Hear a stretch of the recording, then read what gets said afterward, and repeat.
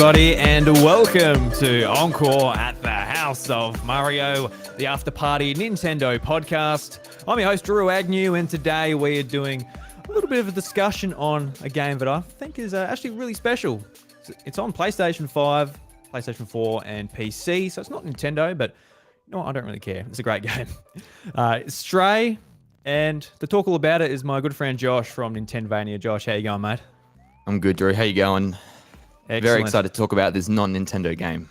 Yeah, no, it's a little bit of a treat for us, but I think here at Encore, if there's a game that I really like and it's not on the Switch, I don't really mind talking about it. I think it's good to highlight some other games on some other platforms, and it might even come to Switch one day. Who knows? I think there's That'd be so good, wouldn't it? in the credits, there's a lot of PlayStation staff, so I'm not quite sure how that works. If it Probably will come to unlikely. Xbox or yeah, I think it's going to be pretty Switch unlikely. 2. We'll get the eventual port, 7 years after release on the Switch 2. Yeah, well, I'll take it. Yeah, I'll take that. it's a little bit like I don't know if you played Journey on PS3 or PS4, but that's a similar game where it's like, that might come one day, but no, that game company's holding on to that Holding on on the to that one. PlayStation Yeah. and Steam. Yeah, That one's beautiful, that game. yeah, no, excellent title. But Josh, what do you think of Stray? We'll sort of jump straight into it. So what you thought? Personally, for me, I really enjoyed it. But what sort of made you want to play it, and what did you think? Well, I'm a massive cat lover, first of all. And, I've just seen little snippets and promos for this game for a few months. And then finally seeing it drop, I thought, just got to play it. I was seeing everyone on Twitter, seeing their playthroughs of it. I've been a cat man my entire life. I tolerate dogs, and so You tolerate them, all right? I tolerate dogs. Cats Yeah. are my thing. And to see, I don't think I've seen a game like this in terms of you control the cat and you're really immersed in a sort of new world trying to discover things. And so just had a really awesome time with my partner Mickey. We just downloaded the game. I got PlayStation Plus Extra, finally upgraded just to get this game. No, it was like $40 to upgrade, and it was like $40 to buy the game outright. And so it was a no-brainer to do that. And yeah, we just took turns and smashed it out over 2 nights playing it and getting to the end. And just a beautiful, fun platformer with some really smart puzzles and just the sort of world they've created. I don't want to get too far ahead in terms of summarizing our discussions, but No, go for it, man. Whatever you want to just say. everything about it was beautiful, and just all the small things in terms of getting the little mannerisms down of the cats. And I watch my little domestic short-haired cat Tifa a lot, and all the little things she does. And I think this game was done with a lot of love, knowing what cats behave like and what they do. And I think they hit the nail on the head, really. So awesome time.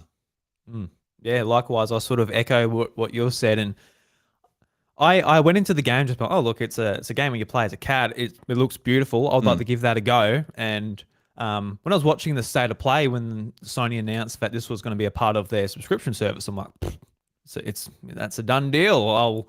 It sold me on definitely playing the game, and it sold me on probably definitely upgrading to their new subscription plan as well, which I've actually, just on a side tangent, I'm really impressed with it actually, with what's coming to it. Yeah. With the Yakuza games coming to it, all the Final Fantasy games on PlayStation 4 are available on it. It's actually really quite phenomenal, but I hope more games like Stray do drop on it, but just like the way you're moving around the environment, you actually feel like a cat, and you're sort of looking around the environment like a cat you would assume would. Obviously, I don't know. I've never been a cat in real life. But it's interesting because just the way the game is sort of designed, you're going into these different rooms, and every little shelf is interesting to you, and how the world is so interactable, where you can knock things off the table, you can look around, you can see that, look, you can jump up there, and it's not really like a platformer. You're not just jumping around. You're like, oh, look, it's got a little X symbol up there. I can press it. I can jump up there. Oh, look, there's a collectible, or maybe there's just a plate to knock off, and you can see how that falls and smashes on the ground. It's very point and click, isn't it? It's not like traditional platformer where you're going to fall off a lot and die a bit. There's nothing like that. It's very much the calculated. Can I jump here? The cat's sort of, yep, I can press the button. Off I go, and you just keep going. Yeah, like I think that, isn't it?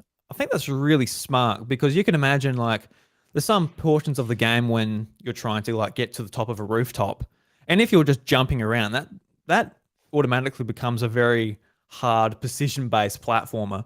Mm. Whereas in this game, it's just about your curiosity and holding down the X button and letting it take you where you want to go, pretty much, which I thought was really smart. And also just like how I guess the robots in the game, sort of the main sort of characters, they do speak English because you are reading English, but how they're talking where it is just it's like Animal Crossing or That's what I Banjo Kazooie that or was my note. something like that. Where's the robotic Filbert, Drew? Robotic Filbert, yeah. That would be awesome. Look, none of these characters live up to my beautiful Filbert from Animal Crossing. None of them. But how like none of the signs are English, and you can imagine like a cat in the city being like, "Where do I go?" You don't have a map, you don't have checkpoints, you don't have anything. You're just like, you're looking at the different alleyways. Oh, look, that's got like a blue light, that's got an orange light, and you can sort of make out the areas from looking just from the environment, rather than like, all right, press pause. Where am I going? Put down a checkpoint. It's very different to I guess a lot of games that we're used to playing, which I thought was really cool. Yeah, so they're trying to, get the whole cat sort of aspect down as much as possible, aren't they? And I think a big thing for me was like, I can understand a bit more now why cats jump to higher places because you can just see more.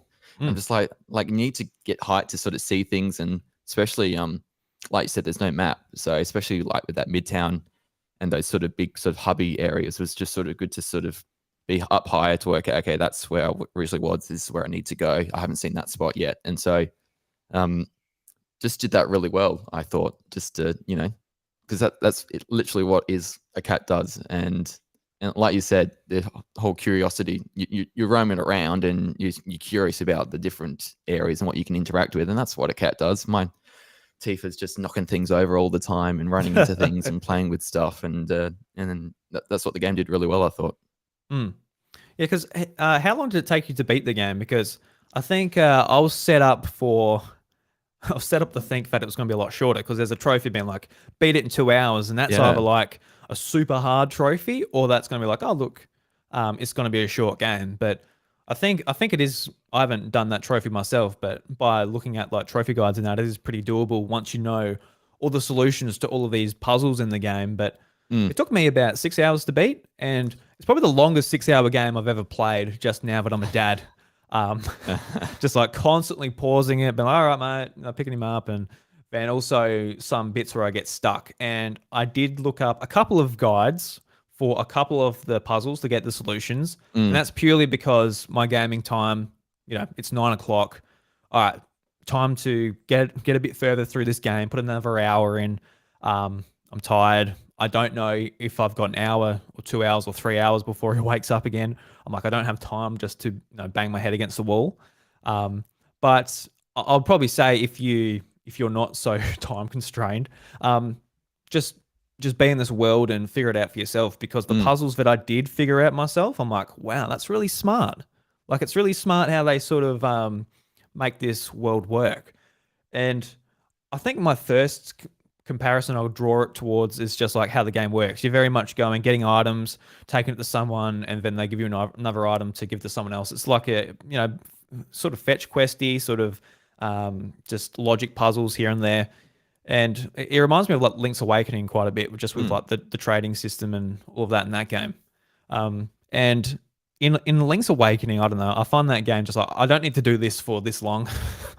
Like it's I don't know. I quite liked it being sort of just, I guess, put into this 6, 5, 8, whatever hour experience.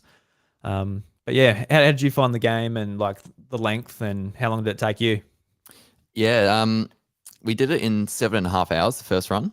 And yeah, we're very much like later looking at the trophies, and like one of them was finish it in 2 hours, and thinking, oh wow, okay, we can really sort of like smash this out. Yeah. Then I thought about it. Like, we did spend a lot of time. You just sort of, oh, Tiff, you want to say something? Jeez, sorry, knocking the microphone. Like, you're sort of, because you're exploring a lot. You're just looking at different things. You want to like, can I interact with this? Can I do that? The cat is putting her tail in Josh's mouth as he's talking, so it's very very fitting.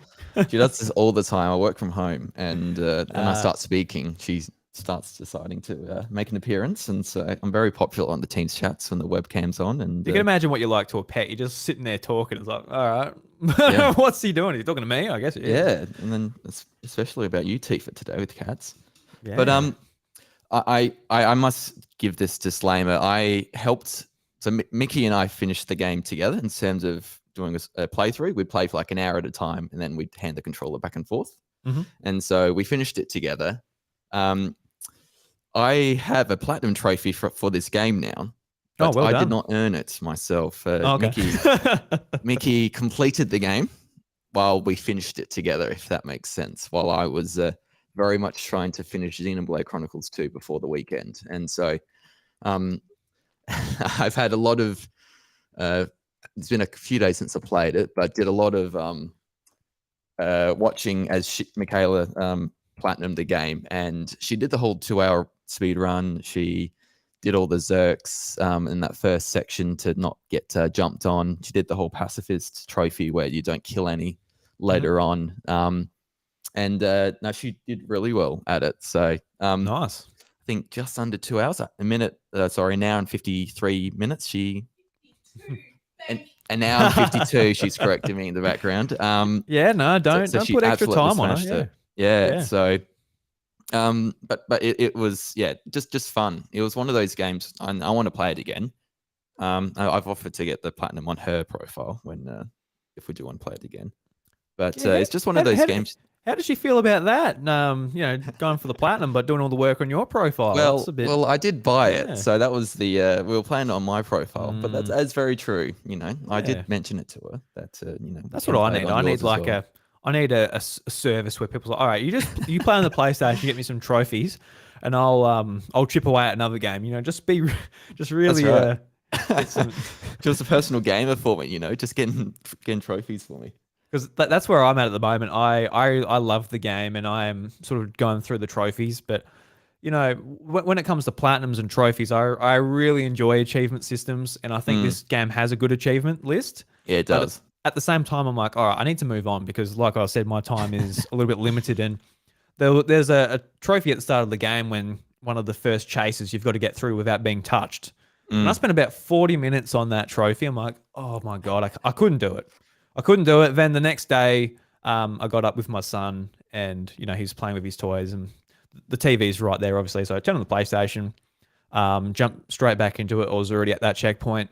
Did it in 3 minutes. Like bang, nice. I'm like, it's one of those things, I guess, when overnight your brain sort of processes what goes on, and that fresh night of sleep, and you just go into it with a new mind space and do it straight away. There's also a bit of RNG in it, I think, as well. Might have got lucky. I'm not sure. Yeah, but how did you guys find that trophy? Did you just smash it out and you're like, what's Drew on about? He's a crap gamer. I'm not going to associate with him whatsoever anymore, or because I was talking about it to you over Twitter, and I've got to admit, I found it a little bit tricky.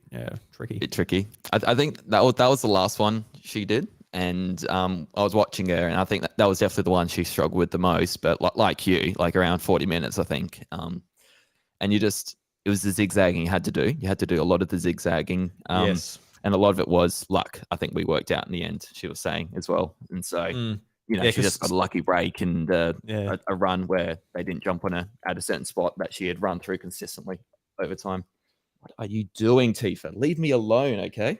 Because for the most part, it's such a chill game. You're just going around, you're looking for collectibles, you're seeing what's going on, you're looking at characters, you're talking to them. But then all right, I'm trying to go for this platinum, and you're just stressed. You're doing like this chase scene that lasts for a minute in the game. It's meant to it's meant to amp you up a bit. Then you calm down, you continue on walking through the sewer and that.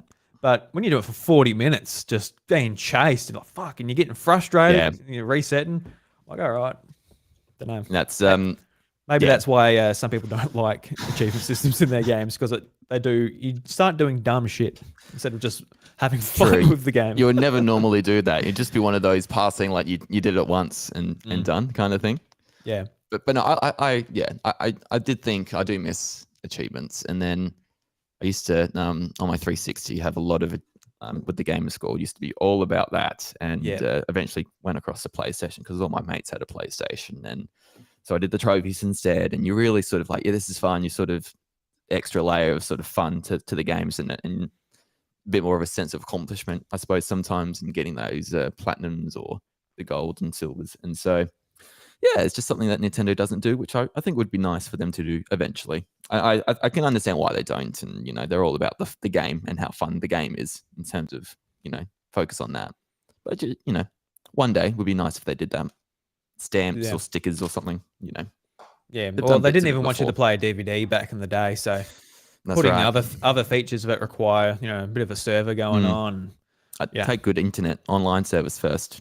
That's that's higher on the checklist for me before achievements anyway. But yeah, maybe one day.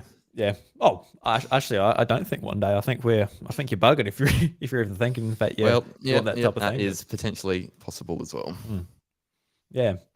So I guess just like we talked about the gameplay, and we'll move into, I guess, the world. I think the world is something that really impressed me because I don't think I saw basically any of this game before going into it. I knew you were a cat, and the graphics were nice, and it's from like Annapurna Interactive, which is a publisher I trust quite a lot when it comes to their games. I think they always have interesting, unique things that they're pushing forward, and especially after this game, I consider myself like a fair bit of a fan actually of Annapurna because this month been playing Stray and The Artful Escape on PlayStation, both published by them, and some of my favorite games this year, just absolutely unreal. So what did you think of like the world itself and the story that's being told? We'll do it spoiler free, and I would like to move into spoilers probably towards the end of the show. Yeah. But how did you feel about it? Obviously, all the robot characters, humans are missing. You're in the slums, and you're sort of moving up the city as you go.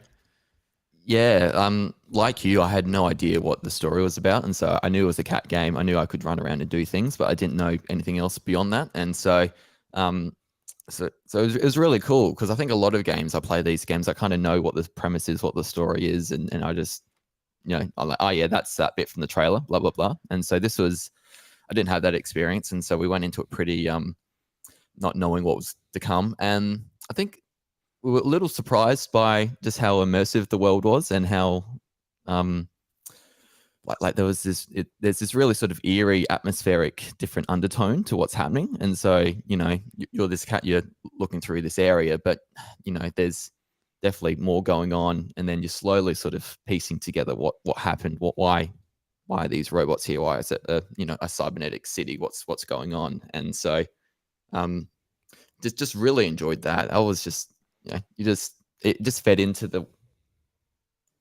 the need to want to explore a bit more and to just to sort of work out why it's there. And so that plays into sort of the cat curiosity of it all. So without spoiling too much, I don't want to give away too much just yet. It just a really sort of fresh interactive experience. It was I think the whole point and click, or it is one of those games where the gameplay's minimal at times, and you're just sort of going through the motions and just sort of enjoying the story they're just sort of telling you, really. I think it plays really well too because you're getting the story fed to you, whether it's through the memories you're collecting, through journals, through talking to the characters.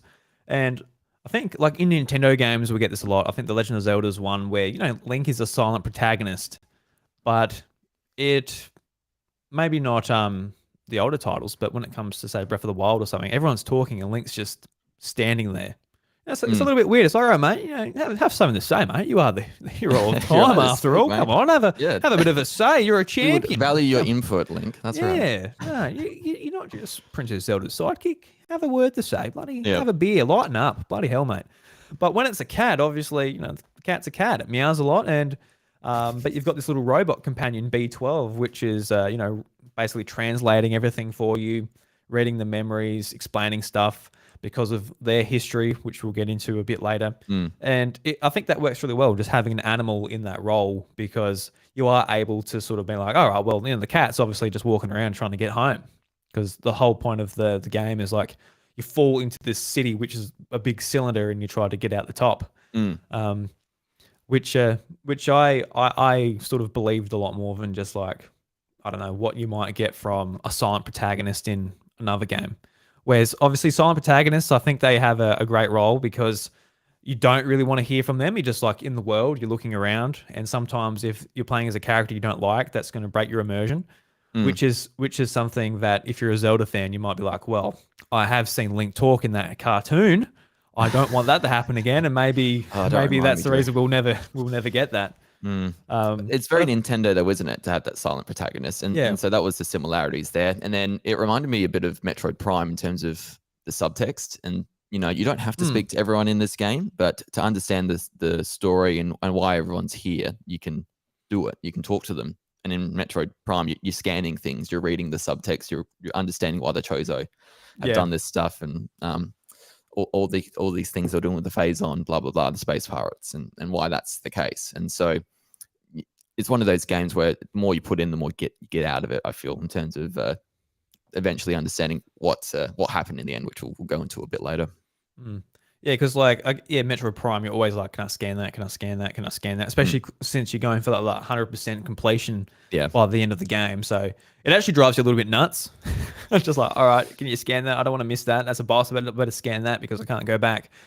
And this game doesn't do that necessarily, but you are always looking like, oh, there's a triangle, and there I can press that. I can interact with this character in this way, because there are like certain achievements in that for like rubbing up against characters and um on the robots. So it's actually quite adorable. Like a big love heart comes up on their screen because yeah. these characters, their heads are just a big screen, and that sort of Big they emote. iPad. Yeah, big iPad, a big old iPad. It's a pretty thick iPad, I Yeah, guess. But yeah, it's pretty cool how like the love heart comes up, and sometimes some of the robots they got like a confused face, or they're scared of the cat. It's make weird interesting. noise. Yeah, it's interesting how they sort of interact with you once you go up to them. So you're always looking like, what can you interact with? Mm. And there were some puzzles too where like I'm interacting with the thing, and I'm not even aware that that's a story element at that time. I'm like, I get, this isn't really spoilers if I just put it this way, but there was like a cassette player. I'm like, oh, cool.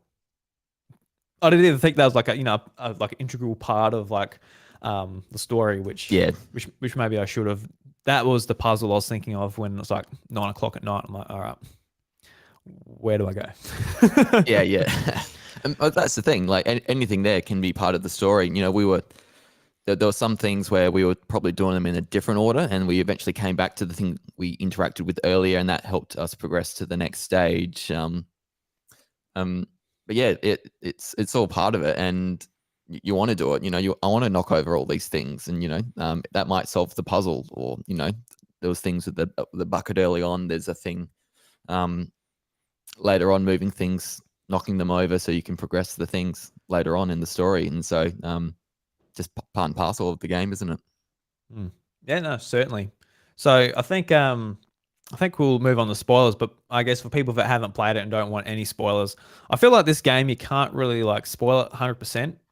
Even if you know the ending and all this, Yeah. it's all about just interacting with the world, mainly with this game, which is probably why I love it so much. I just love looking around in games, even if it's just a big diorama, just going, oh yeah, that's cool, yeah, nice. But yeah, for me, it's definitely it's a must play if you're into like this type of game. If you're all about like just checking out a really sort of interesting story, exploring a world, you're into animals, you love cats. This is definitely a play if you've got a PlayStation or PC. It's available on Steam and PlayStation. I don't see this coming to Switch, but who knows? Never say never. Same. It won't I be agree. for a couple of years or so though. So yeah. Yeah. The ending. Are we going to talk about that?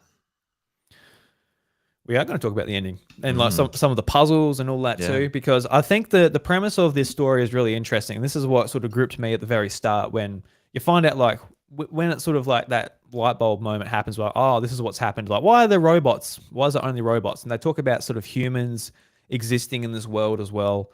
And the main enemy of, I guess, the game are called Zerks. Is it Zerks? Yeah, Zerks, and you got the Sentinels, the robotic Yeah. things. Yeah.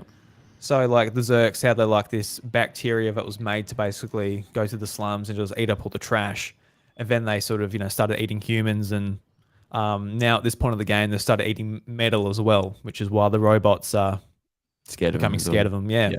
which I thought was really really interesting. How it's like a gradual sort of rise of power of this like disgusting bacteria creature thing, which if you there's a few instances in the game where they're not chasing you, but you can look at them in the cage and that.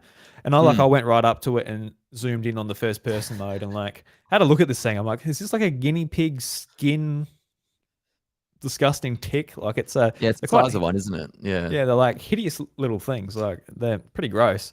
But yeah, that's what really sort of captured me with the story is just having this sort of like gradual approach. Like humans are gone, and then now like the robots are going to be going as well if like this thing keeps happening Yeah. within this city. And it was interesting. Like I don't know if that was like a worldwide thing or this was just contained to this city.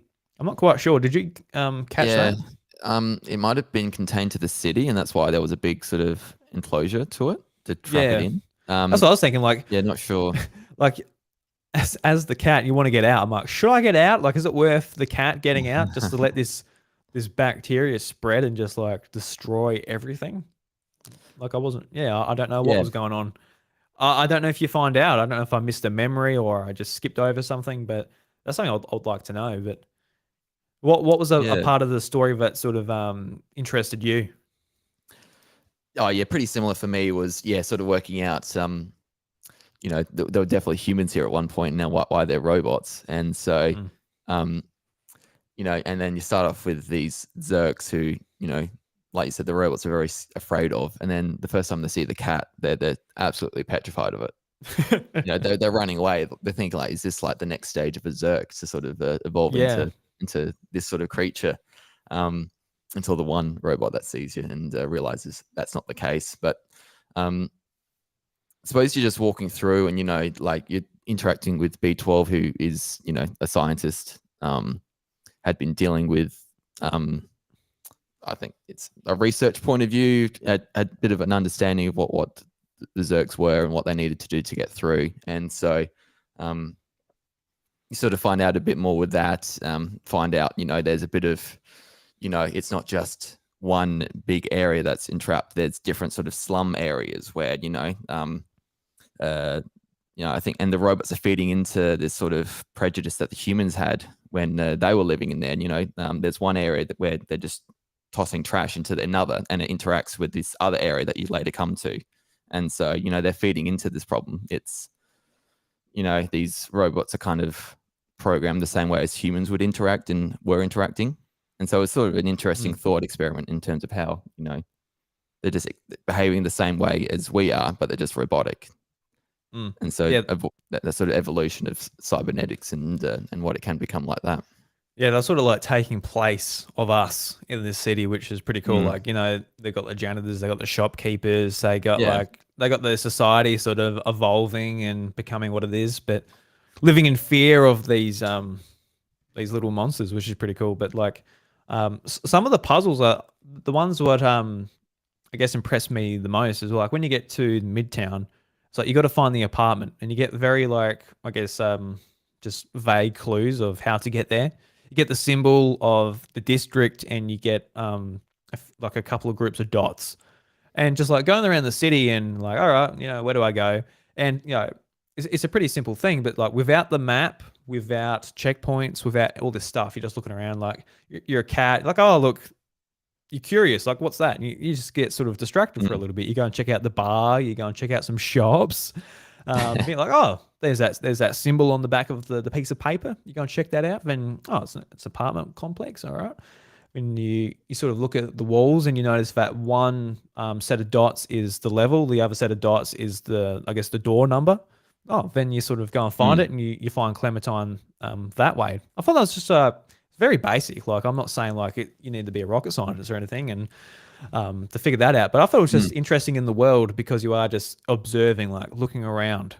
And I think it's probably a little bit of why, like, for example, this year, Elden Ring was so popular. It's just because you don't get it doesn't feel like gamey. You are actually in the world and you're not distracted by pop-ups. You're not distracted by your map and No checkpoints weird and all HUD that. and weird interactive things to tell you where to go. Was there? It's just Yeah. here's an ordinary map which you can work out for yourself where things are, but that's it. Yeah. Yeah. I also feel like I think for the most part, games have gotten a lot more complicated, so they might need that type of direction. But a game like Stray, like it's obviously a lot smaller, so they can get away with that type of thing where it is just all right, you'll find it. Like the map's not that big, Jesus Christ, like work it out, mate. Yeah, that's it. And they give you a general direction of where Clementine is, and you can go that way. But yeah, there's no sort of easy sort of like you have to do this to get there, and that's no issue with that. But we were just we went the opposite way because I think it's inbuilt in our brains. Here's where you need to go to progress the story, but there's an area in the opposite direction which I haven't gone yet, so I want to go here and explore. And we found the shop, and we worked out. I think Zelda has destroyed my brain when it comes to that. You're like, you look at like the path, you're like, but there's a little cove there. That's right. That's right. And sometimes you go down that little cove, and that's the right way to go. You're like, oh, god damn it! Then you've got to go back and go to the bonus area. Or what if there's a sticker or a collectible? I got to look. I just got to look. That's right. I don't play games the right way or the way they intend. But yeah, like we worked out like we needed to find cans to trade for something like I can't remember the item, but then he was selling a sheet of music. Okay, and so we tried to find all the other 8 pieces, and we're sort of working out, okay, what do we do with this? What's the point of this? And then you eventually find the busker, and then you give it to him, and you're just enjoying the music they play, and you can lay down next to the musician and sort of just soak it up a bit, and little things like that. I think Midtown was probably our favorite area of the game. We're just exploring, doing things, and trying to work out where to go. I think did you find that third vending machine? It's pretty tucked away. It was. I did find them all. I come across a couple where like I just accidentally jumped, and there's a few sections I guess like in the roofs of Midtown and even in the slums, like on the sides of the buildings. Like I accidentally jumped, and you get into this like little tiny room, and then there was the vending machine on like the side of a building. I'm like, oh, cool. Thank God. Yeah, I don't know how I would have found that, but which one needed help for that one? Yeah. Which one were you specifically thinking of when you brought that up? That one, I think there was. That one was it? Yeah. Yeah, it was literally like it was the side of a building and like halfway up it, and we just couldn't find it. And yeah. All the other vending machines are in obvious spots, and that one was just like a random like to get you kind of thing. I felt. Oh, definitely. Because who's using a vending machine there? Who's going to get up there to use the vending machine? It made like, no sense. Like I think the most obvious one is just like on a rooftop, and it's like near the couch. If you like, that makes sense. Like people are hanging out up there. Chuck a vending machine up there. Get some energy drink into you. But that's right. People are walking on the roof everywhere here, so it just made sense. Yeah, because that hidden one, I can imagine like it's like outside the window of like a 14-year-old boy. He's just playing Fortnite all day, and he just like jumps out the window, chucks $1 and gets chucks $1 and done. And never have to go outside ever again. Yes, yep. Just looking out this window with his controller, seeing this cat just getting this energy drink, just being like, oh, he's getting into my stash, like bastard. It broke me though, because that was fairly on in the game, and every other vending machine in other areas of the game I would interact with, and you couldn't get anything, but it was the default nut in case there's a can. In case I get another can, I want to just check just in case, but no. Yeah. Didn't happen. On my run through the game as well, like even in different chapters, I was always looking out for like music sheets and cans and stuff. Yeah. But like that is very like contained just to one chapter. You got like different, I guess, collectibles for like each chapter. You got the badges, which are like less obvious. But like the music sheets and the memories, it's got it on the chapter select where you can be like, oh yeah, I'm missing a memory there. I think I'm missing one memory at the moment. So almost got all the memories. I'm not quite sure on. There's a couple. I think I've got a badge to get. I've missed a scratching post somewhere. So I'm like, oh my God, what chapter did I miss that in? I don't know. I'm in trouble for that one, I think. But yeah, we'll see whether I get back to it. Get back to it. Yeah, that was cool. The badges were fun, and then upgrading the sort of backpack thing where BlueTwelve pops onto you as well. just completely, cosmetic. Nothing, doesn't add anything. You don't jump high. You don't do anything better stat wise. It's just like in real cool-looking life. thing. You put a badge on, you can't jump any higher, I guess. That's true. That's very true, actually. But You yeah, did try it once, didn't you? You chucked on a badge. You're like, oh, I still can't jump. I need the powers. But yeah, there was one chapter I think we thought we had scratched, and that hadn't been the case. And so, it's funny. Yeah, this game's at least easy where you can just jump into any chapter straight away. And so getting the memories was an easy thing to do. It was just okay. And it tells you you're missing, 3 or 4. And so you just go in there and went through it and picked them all up. Because I assumed that I was missing my scratching post on the last chapter because I never actually went to a standalone scratch post. But apparently, in the control room. Yeah, apparently the actual getting into the terminals counts. So I'm like, okay. So I'm like, fuck, I might be in trouble then. I don't know where I missed one then. Because I feel like I did them all except for the last one, but. And then you start all over again. You go through chapter 1, make sure you did it there, and all the way up to the end. Yeah, I'm worried because I do not have the time and patience for that. I've got other shit to get to when it comes to my free time and gaming. Because I have a book to read as well, don't I, Josh? You do, Drew. It's going on for too long, mate. Anyway, it's another time. Yes. What was one of your favorite puzzles? The one that stood out to me, I guess, was the one which I did look up the guide for. And this was, I guess, the more elaborate one in the Midtown where you've got to get into the, what was it? What do they call it? The power plant? They call it power plant. You get the battery. Yes. Is that what they called it? A power plant? Or was it a factory? Or it was some sort of factory. Yeah. Yeah. And so you had to do all the things to set that up.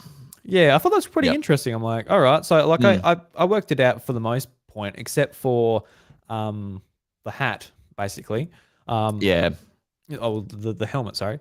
But getting into it, I'm like, I'm looking at the window of this shop. There's someone stopping me from going into it. I'm like, oh, all right, that's interesting. I see the boxes there, and then just going around the bar, and you see someone asleep, and you see some bottles above them, and you're like, oh, I'm an asshole cat. Yep. Yeah, I'm a prick of a cat. I'm gonna smash you over the head with this.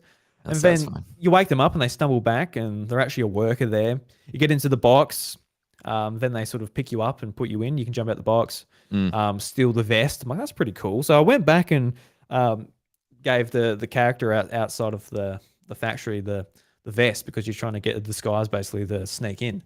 But you still need the helmet. I'm like, all right. So I found the helmet. I'm like, all right, try and steal it. From the store, yeah. Yeah, but then the I guess the shop owner's like, no, you're not stealing, mate. I'm like, all right, what do I do, Don? And I'm looking around trying to work out if there's I don't know, a vent to just get a different angle and steal it or whatever. But then I said a cassette player, and it just never even registered I need to go to the gangsters to get their mixtape to put it into this cassette player to then play it to distract him and. I thought that was pretty smart. It's pretty elaborate, and I wish I just had more patience to allow myself to just go around and be like, "Oh, these guys are offering a cassette. And there's a cassette player. Yeah, maybe 2 and 2 together. Yeah, I wish I allowed that, but it is what it is. I might be still there now. Like, where do I get the helmet? we did it the wrong way because we did the cassette straight away and put it in the back of the store, and then so the shopkeeper was there trying to turn it off and can't do it. And we're like, okay, what now? And so we're just we don't know what's going on. We think this must have something. This must be for some reason, but we just didn't know why.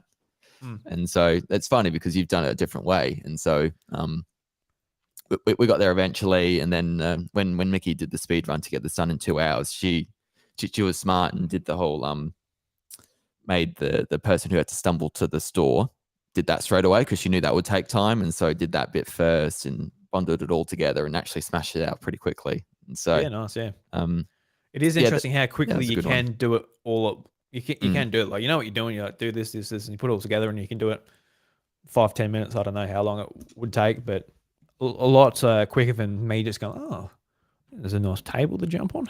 Oh. That's it. How about the when you got into the factory, then you had the barrel, and then the 2 sort of buttons that you had to press down to get through. How long did that take you? This was in the same play session when I was Yes. like, oh, like I just want to fucking get through this game a little bit. It's time for bed. So I'm like, you're feeling pretty smart. You're putting these little robot terminals which follow you when you press the square button. They follow you. You let go of them. You put them on this cylinder goes down. All right, cool. Then there's one switch to step on. I'll step on that one. Call it a day, hey? Done. And I'm like, all right, like it's not coming all the way down. Like, what am I doing? And I'm like, I can't bring this barrel because the thing's in front of it. I'm like, all right. You can only go straight with the barrel. Yep. I'm like, oh well. So I looked up that one as well. They are the two sort of puzzles that I looked up, and then I'm like, surely, like I'm doing it. Like I'm on the switches. Like, what more do you want me to do? I'm looking around for another little terminal to follow me. Then I'm just like, oh well, you need to put it on this one and this one. Then there's a little gap that appears when you put it on the correct squares, and then you can roll through and put the barrel on the last one. I'm like, well, this one made me feel stupid because I was doing it, but just not doing it quite as well. And there's just I only needed that one more little brain turnover where it's like, well, obviously you need that barrel. Maybe if you put them maybe if you put these little terminals on the squares that obviously the barrel cannot get to, that might be the solution. But it is what it is. Yeah. I feel like what this game has sort of showed to me, Josh, was the last few months I haven't been playing like a whole heap of games, and I've been getting more back into them as Lucas is getting a bit older, and I'm just a little bit slow. Brain's a little bit slow, especially when it comes to brain. Yeah, when it comes to like some puzzles and stuff. So definitely want to keep gaming to sort of keep myself a bit more sharp because the last game that I really got into was probably Pokemon Legends Arceus, and that was because I was sitting around home with a pregnant wife about to pop. So I had a lot of time to play that game. Yep, and you can just sort of grind away at that one. Definitely needs to be playing some more of these games. Just get me thinking a bit more. Just a bit more critical thinking, Drew. You want to absolutely comprehend things. So how did you find that puzzle? You brought that up because it might have stood out to you. Yeah. It took me a little bit longer than it should have. Again, I didn't have to look it up. Firstly, it took me a little longer than it should have to find the second robot thing that moves, and then the second bit was working out that okay, I thought I had enough. Like okay, I've got those two things that move. They're on a button each, and then the cat goes on button. It's done, isn't it? And then it's like, yeah, there it is. And then I get off the button as the cat, and then it goes up. Okay. Then I thought, okay, I need to do something with the barrel. And so I eventually worked out, okay, I need to do the two, the ones that didn't face the next door, press those buttons down, and it gave a gap for the barrel to go through. And so I got there eventually. Embarrassing thing for me, there was a few puzzles with these sort of barrels that you need to like get in the barrel to move through. I didn't know you could go inside the barrel. And so I kept jumping on top of the barrel and jumping off. And that would slowly move the barrel. And so I did that like 20 times in a row to get somewhere. And then I did this like the second time in another puzzle. I'm thinking this isn't the right way to do it, surely. And I eventually worked out you can go inside it and move straight away. But that was my blonde moment. Yeah, that would take forever, especially getting through the lasers as well. It's like that wouldn't work. Oh man, and just what are you thinking, Josh? Yeah. Oh, well, we all have those moments. So that's why I'm afraid to stream new games on Twitch. Yeah. So everyone just jumps in the comments being like, this guy's an idiot. What are you doing? Hopefully people find that interesting. But if they don't, well, maybe. Zero viewers laughing just at you. Struggling to play it. What do you think of the Sentinels? Like in this bit of the factory, I guess just beyond this point, we get to like more stealth-based sections where there's this little drone characters that basically put out light, and if you get in that light, you get detected. They start shooting you. You can get away, but it's best not to get caught. There is a trophy for not being picked up by the Sentinels in this section, which I went back a couple of days ago and picked up. Yep. I was wondering what that was. I heard a little noise, and it was I was fiddling around with my DS, which is on my 3DS. I thought that was on your side for a second. That's why I paused. You haven't lost the stylus, have you? The stylus is still there. Stylus So I'm is just still- referring to your this previous is the episode. yeah. This is the new 2DS. This stylus sucks, by the way. So they Just in don't case extend out, do they? well, none of them do. Only The original 3DS. the original one did, and that was pretty cool. You could be like Harry Yeah, Potter and I just like that. Yeah, abracadabra, stylously, that's wirelessly right. play some great titles like Kid Icarus Uprising with that big long stylus. Oh yes, yes. I've got to get onto that. Good game. From what Absolutely. I've heard anyway from you, mate. Set What we're everyone up for talking about, disappointment. Sentinels. The Sentinels, yes. Sorry. Yes. It was pretty easy, the puzzles, to avoid them mostly. And then there were some times when I think after in that apartment building there, trying to escape the Sentinels after you go up to the top bedroom area and you find out the person's not there, and so you got to go elsewhere. That was a bit harder trying to avoid them in that. I was trying to do the whole just run through and you can dodge them and you can get through eventually. And that worked most of the time for me, but for that particular instance, I kept dying and just that did not work out. But yeah, it was just it was a nice little sort of different layer. When you had to save B12, that was a bit harder, just sort of working through the in the middle there where the Sentinels were. So you had to think a bit more and not get caught, because if you got caught, you're gonna die. So yeah, just a nice little layer, really, just to add a bit more complexity to it. It's a pretty overall, the puzzle elements in the game are pretty standard, and just you'll get there eventually. Just thinking about it and just knowing what to do, and so it's more so enjoying the whole end to end, isn't it? No, The story of certainly. it all. Yeah. Because I've never been much of a stealth person. It wasn't until I played The Last of Us Part 2 where I'm like, wow, this is so much fun, just sneaking around and doing all this stealth stuff. So that was probably the game where I'm like, there might be something here. If it's done well enough, I'll probably enjoy it quite a bit. But in this game, it's good. It's fine. I think it's just like it's just basically more puzzle based. Being like, oh, look, you're looking this way, I'll go this way.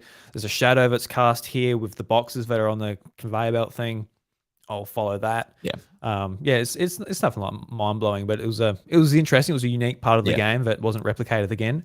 Because like if you get further caught, it's fine. It does. It's not the end of the world. You can most of the time get out of it. Yeah, it's not like an instant game over or whatever. So Nah. Yeah. Not like The Last of Us. If you played that on super hard and you're dead straight away, that's I wouldn't know that. I don't play that shit on hard. no, I wouldn't even bother. Yeah. Yeah, I played Last of Us Part 2 on easy. I'm like, Yeah. it was a similar thing because it came out. Last of Us Part 2 came out. It came out when I was busy at work anyway. So when I sit down and play in a game, I'm like, oh, I'm just gonna put on. I want the story. Yeah. I don't need to be dying to a clicker in this certain room again and again and again. No thanks. Yeah, I'm not trying to prove anything, to anyone out there. If you think I'm a piece of shit, you hate me because I played a game on easy. It is what it is. I'm not trying to impress anyone. That's just it. Josh. That's Try and impress Josh a little bit. Oh, you've done that easily, mate. Easily. Don't have to try anymore. Yeah, there's a part of the game too when like it's sort of the roles are reversed as well with the Sentinels. We actually have to try and lure them into the jail, the jail section, where you got to get them to detect you. And you bring one into the jail, you like press the square button, slams the door shut. Cool.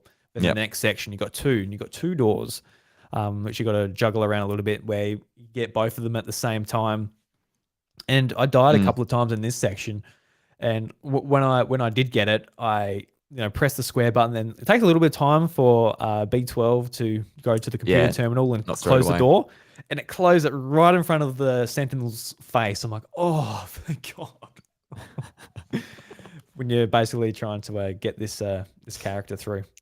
Yeah, so, Mickey did this one and didn't realize there was a second door, and then I didn't either. We were watching, think what's going on, then eventually worked out that there was a second door there, and so had to stop them in both ways. He got there eventually. No, it was a little bit stressful. So there are some like stressful parts of the game. If you're sort of thinking like it's all going to be sunbows. Sunshine. Sunbows. I was going to say sunbows. I don't know what the hell's going on with me. What's a sunbow? Don't know. What is a sunbow? I want one. Sounds like a nice drink. Yeah, I'm down for that. What, a sunbow, bro? Just a sunbow. Yeah, that's heaps good. Put a sunbow when you buy. It was like the Zerks when there was like a million Zerks coming at you. Like, oh my God, just trying to avoid them. bit stressful. And then when like 5 of them jump on you, like, oh, the poor cat, just falling down, and I imagine dying. Just broke Because my heart a little. for that one chapter, you get the weapon where you can use the Mm, light to basically kill them. pop them. And Yeah. I'm looking at the trophies afterwards, and there's a trophy for going through that section without using the weapon and Yeah. like, killing none. I'm like, oh god, what's that going to be like going back to it? What was it like when you were watching it? Did it look hard or? A little. It was just, again, avoiding, zigzagging, a lot of moving around, and just don't stop. Because you can at least get touched, I guess. You just got to circle it, meow 'em off a bit. Yeah, that's it. Just span that circle, and get through it. So I think Mickey was pressing square for a while there and didn't realize it was circle, and so that was just up front. So yeah, no, it was it looked pretty easy in the end. I think if you just Cool. like you just got to know what to do, and so yeah, like anything, just takes a few tries, and then you get there. I'll give that one a go. That sounds like a fun one to get. Just give that one a go. Yeah. Yeah. Well, is there anything else we want to touch on before we start wrapping things up? The ending was the ending was great. When you open up the roof, we just sat there and put the controller down, and for the next 2-3 minutes just watched it, and that was really cool. Just seeing the light sort of beam down for the first time, probably ages, onto these towns and houses, and it's just a really cool spectacle. Just seeing like that's everything you've just explored right there, kind of thing. Just looking at it all. Yeah, just a really cool moment in gaming that I'll probably won't forget for a while yet. And you just see the cat just looking, and eventually, you see everything entirely open up. So yeah, it's just a really cool moment. Yeah, no, definitely. The cat just looking back, you're like, you're just a dumb cat, aren't you? Yeah. You didn't know what the hell was going on That's this whole right. time, did you, mate? But I'm glad you're out and you're safe.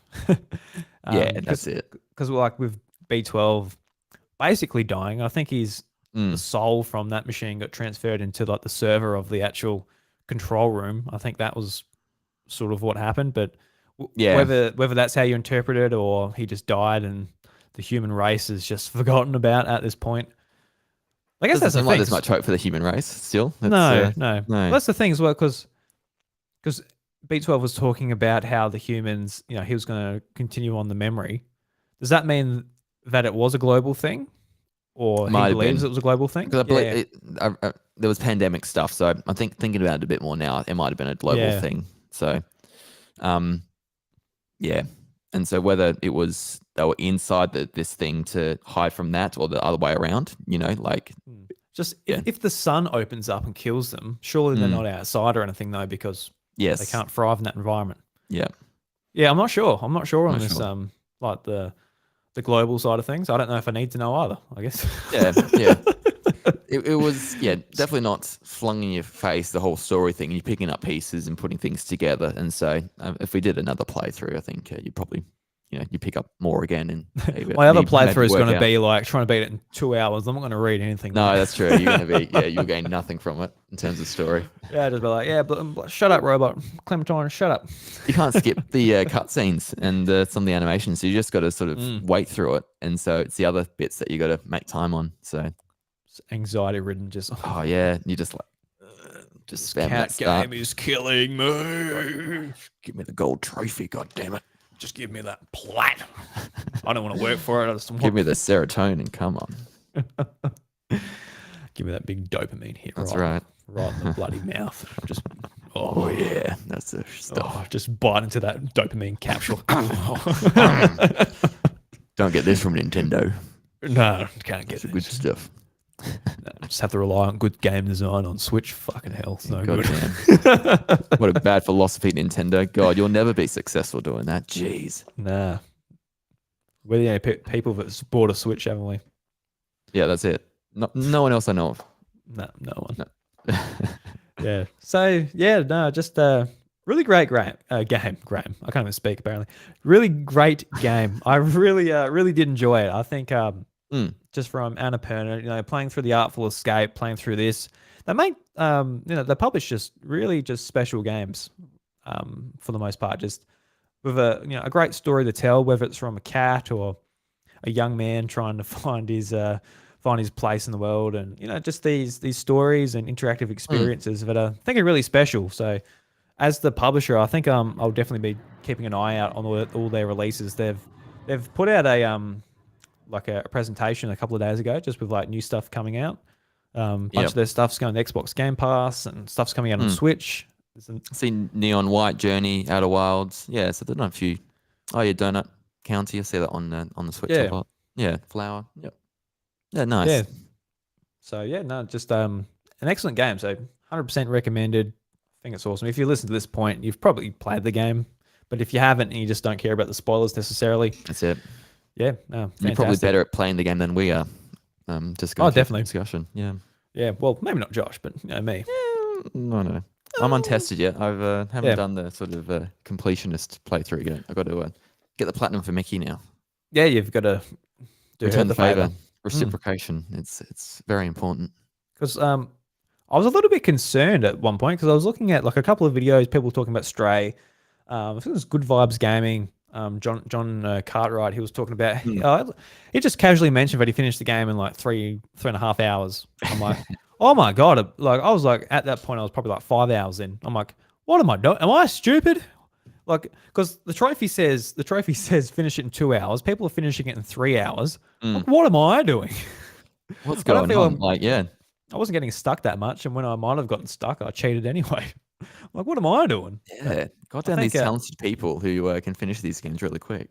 Yeah, I think for the most part, I think people were around our sort of time for the first playthrough. But yeah. I wonder for people who have to review these games and play a lot, making these videos. There's just one of the many games they have to play this week, and so I think after a while you'd be speed running and playing through it pretty quickly. Yeah, it made me think too. Like, am I skilled enough to like be a reviewer for games like this? Is there something wrong with me in the head? Why can't I do this? Like, if I was on the trophy guide or whatever, I might be still writing the bloody thing.